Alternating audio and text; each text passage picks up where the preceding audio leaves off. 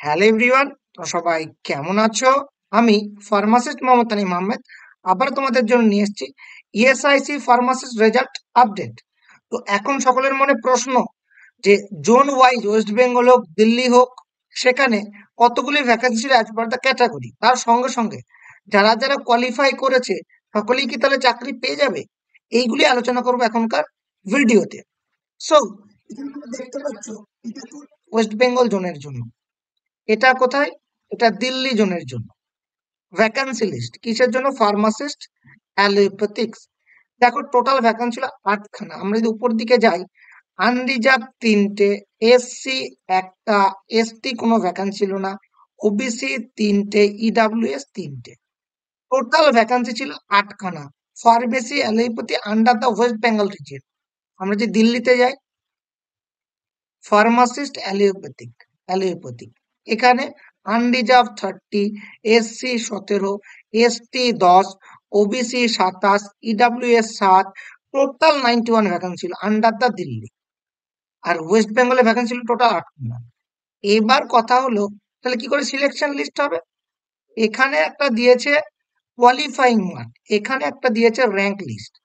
এখানে যারা ধরো এই মার্ক হিসাবে কেউ জেনারেল থেকে বিলং করছে, সে এখানে পেয়েছে 50, আর এসে এখানে পেয়েছে 23, তাহলে কি সে চাকরি পেয়ে গেল কনফার্ম? এই ক্ষেত্রে বলে রাখি না, এইটা কিন্তু চাকরি কনফার্ম হলো না। This a qualifying mark. 100 জন পরীক্ষা, 1000 জন পরীক্ষা দিয়েছে, 10খানা ভ্যাকান্সি আছে, কোয়ালিফাই 100 জনও করতে পারে। চাকরি পাবে কে? এই প্রথম 10 জন, যাদের সব থেকে বেশি নাম্বার। এখানে কোনো ইন্টারভিউ কিন্তু নেই। টোটাল 1000 জন পরীক্ষা দিল, তার ভিতরে 100 জন কোয়ালিফাই করলো, করতেই পারে 100 জন জেনারেলের ক্যাটাগরি থেকে বিলং করছে, তারা মোর দেন 45 প্লাস পেয়েছে এবং এটার প্লাস পেয়েছে। ভ্যাকেন্সি আছে 10টা, তাহলে প্রথম 10 জন, হাইয়েস্ট যে 10 জন নাম্বার পেয়েছে তারা চাকরি পাবে। কি করে বুঝবে? এখানে যদি যাই, এইখানে আসলে দেখতে পাবে এটা ক্যাটাগরি র্যাঙ্ক দেওয়া আছে, তার সঙ্গে মানে ক্যাটাগরি দেওয়া আছে, এখানে ফার্মাসিউটিক্যাল নলেজে কত পেয়েছে সেটা দেওয়া আছে, দেন নন ফার্মাতে কত পেয়েছে দেওয়া আছে। আর একটা সমস্যা হচ্ছে, যোগ করলে ধরো 13, আর এখানে যেটা যোগ করছে, যোগ করে যেন গ্র্যান্ড টোটাল এটা আসছে না। বা দেখো A53.5, এগুলা যোগ করলে অলরেডি 10 মানে 63, তারপরে 1, 5, 4 যোগ করলে প্রায় 73 কাছাকাছি যাচ্ছে। তাহলে এখানে 63 কেন? তার কারণ হচ্ছে ফার্মাতে ছিল 2 করে আর নন ফার্মাতে ছিল 1 করে। এখানে কাউন্ট হয়েছে ফার্মাতে 1 আর নন ফার্মাতে হাফ। এখানে 53 পেয়েছে, ঠিক আছে। এখানে পেয়েছে 10 আর 1 11, 5 16 আর 4 20, কাউন্ট হচ্ছে 10। বলে 53 আর প্লাস 10, 53.5 প্লাস 10, 63.5। কারণ ফার্মাতে 2 নাম্বার ছিল, নন ফার্মাতে 1 ছিল। এখন কাউন্ট করেছে ফার্মাতে 1, নন ফার্মাতে হাফ, ইকুয়েশনটা সেম রেখেছে। এবং সেইভাবে এখানে ক্যালকুলেশন নাম্বারটা দেওয়া হয়েছে যে কিভাবে এখানে টোটাল গ্র্যান্ড টোটাল করা হয়েছে, অনেকে প্রশ্ন। 1, 2 নাম্বার এখানে একটু দেখি।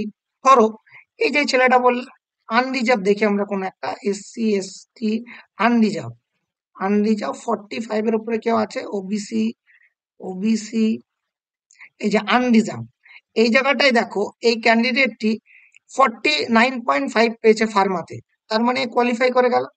কিন্তু তুমি দেখো নন ফার্মাতে পেয়েছে 0.25, -50 মানে -0.25, এরকম একটা নাম্বার পেয়েছে, এ কিন্তু ডিসকোয়ালিফাই।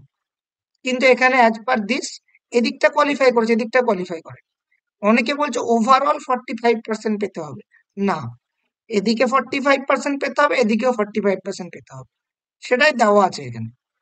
এবার এরকম কোনো ওবিসি ক্যান্ডিডেট দেখে আনরিজার্ভ, এখানেও, এখানে যদি এই ক্যান্ডিডেটটি দেখো, এই ক্যান্ডিডেটটা দেখো আনরিজার্ভ 43, এই জায়গাটায় কিন্তু ডিসকোয়ালিফাই হয়ে গেল, 45 আসেনি।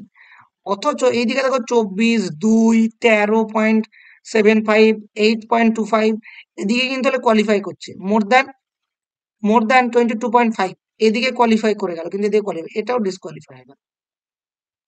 তাহলে টোটাল কেউ যদি এদিকে 45-এর উপরে পায়, কেউ যদি এখানে 22.5-এর উপরে পায়, তাকেই একমাত্র কোয়ালিফাইড ক্যান্ডিডেট কাউন্ট করা হবে সেই রকম ভাবে দেখে। সেটা ওবিসির ক্ষেত্রে হলে এদিকে যদি 40-এর উপরে পায়, এদিকে যদি 20-এর উপরে পায় বা মিনিমাম 20 পায়, তাহলেই দুই দিক মিললেই, কেউ এদিকে পেয়েছে 39 আর এখানে পেয়েছে 21, সেও ডিসকোয়ালিফাই। এরকম ভাবে এই লিস্টটা তৈরি করার চেষ্টা করা হয়েছে এবার এখান থেকে কিন্তু এক্স্যাক্টলি এখন বোঝা কঠিন যে কে কে চাকরি পেল। তারা কোয়ালিফাই করেছো।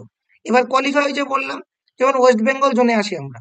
ওয়েস্ট বেঙ্গল জোনে আনরিজার্ভে ৩ খানা পোস্ট, কোয়ালিফাই ৪ জন করলো। তাহলে প্রথম ৩ জন চাকরি পাবে। বা কোয়ালিফাই ১০ জন করলো। তাহলে এখান থেকে মাত্র ৩ জনই চাকরি পাবে। বাকিরা সব ওয়েটিং লিস্টে থাকবে, মানে বাকি ক্যান্ডিডেটরা। তো সেই ক্ষেত্রে এখানে একটা তোমাকে দেখতে হবে, এই জায়গাটায় দেখতে হবে যে কোয়ালিফাই কতজন করেছে। হ্যাঁ, এবার ওয়েস্ট বেঙ্গল জন্য ৩ খানা পোস্ট, কোয়ালিফাই করলো ২ জন। অবভিয়াসলি ২ জনই চাকরি পেয়ে যাবে। সেক্ষেত্রে আনরিজার্ভের কথা বললাম। এসসির ক্ষেত্রেও তাই, ওবিসির ক্ষেত্রেও তাই, ইডব্লিউএস এর ক্ষেত্রেও তাই, এবং দিল্লি জোনের ক্ষেত্রে প্রবাবিলিটি ইজ হাই। কারণ দিল্লি জোনে একটু ভ্যাকান্সিটা বেশি ছিল। যারা দিল্লি জোনে এপ্লাই করেছিলেন তাদের ক্ষেত্রে এই যে প্রবাবিলিটি গুলা বলছি সেটা একটু হাই।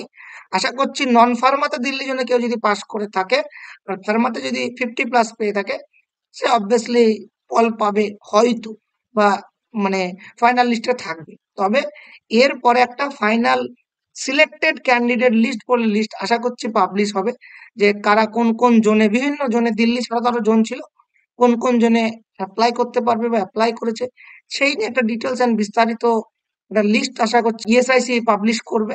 সেই ধরনের কোনো লিস্ট একবার পাবলিশ হলে সেটাও তোমরা ফার্মাসিস্ট ইউটিউব চ্যানেলে পেয়ে যাবে। এছাড়াও তোমাদের কাছে কোনো ধরনের কোনো কোয়েরি থাকলে তোমরা জানাতে পারো কমেন্ট বক্সে। এছাড়াও হোয়াটসঅ্যাপ গ্রুপ, আমাদের হোয়াটসঅ্যাপ কমিউনিটি, তার সঙ্গে সঙ্গে টেলিগ্রাম গ্রুপ ও চ্যানেলেও জয়েন করে তোমাদের কোশ্চেন বা তোমাদের কোনো কোয়েরি থাকলে সেটি জানাতে পারো। Thank you so much. Stay tuned for more sustaining.